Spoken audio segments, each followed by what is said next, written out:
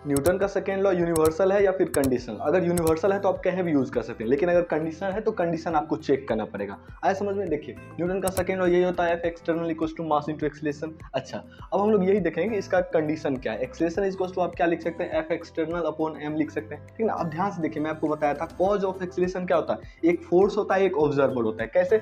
अब देखिए कोई ऑब्जेक्ट यहाँ पे है, अगर ऑब्जर्वर ही मूव करेगा ना, तो ऑब्जर्वर अगर मूव करेगा तो ऑब्जर्वर को क्या लगेगा कि ऑब्जेक्ट क्या कर रहा है, मूव कर रहा है। नहीं आया समझ में? ऐसे मैं अच्छे से बता दिया हूं, आप देख लीजिए।